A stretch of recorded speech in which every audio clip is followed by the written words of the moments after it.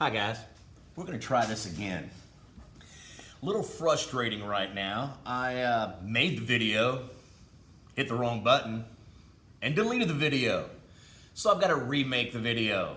Sorry that you had to listen to me rant there for a second, but it's a little frustrating to do a whole demo just to go back and have to do the whole demo over again.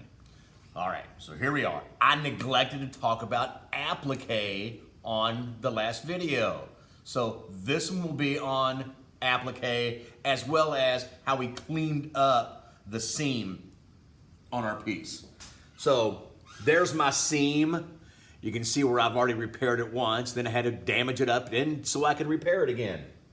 Using a dull pencil, I'm just gonna lay it at an angle and I'm going to redraw my bricks on here or my stones on here.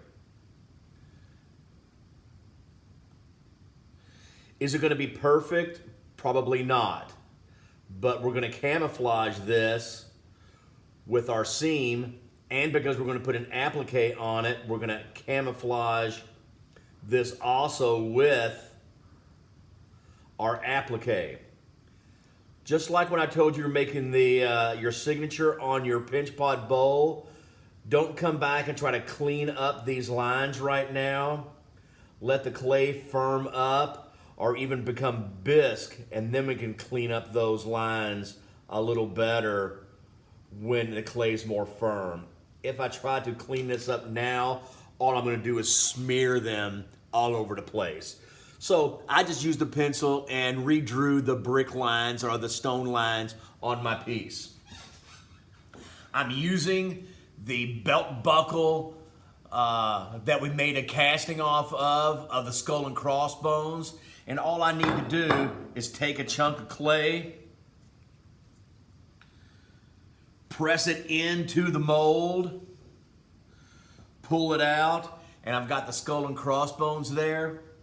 Then using a cutout tool, I'm gonna cut around the skull and crossbones and end up with my skull and crossbone there. So to applique that on, like I've taught on everything we do, when I'm going to attach two pieces together, I've got to score both pieces.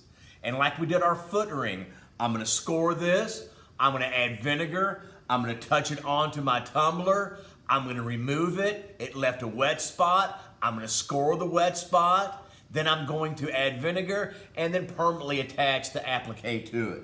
So I've got a texture on here already. I'm going to add the vinegar.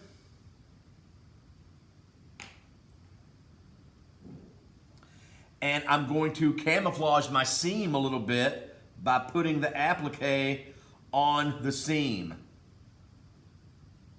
So I touch it in place, I remove it, and if your applique rips, like if one of the bones ripped off there, don't worry about it. You're gonna applique it back on, you'll cover it up when you put that on. So applique your wet spot, add vinegar, and now we're going to permanently attach. See how that one just came off? No big deal. I'm gonna put it back on and attach it. Now this is a nice way of doing an applique. It's a simple way of using the press modes we have in the studio. But what if you're a diehard U of L fan and you want to do a cardinal head on your mug? Good for you for being a U of L fan to begin with. Now, to do that, if you can't draw a perfect U of L head, no worries. There's a printer in my office right outside the door here. Go to your iPad, find the U of L logo that you want, save it to Pages, and on Pages, you can scale it to whatever size you want.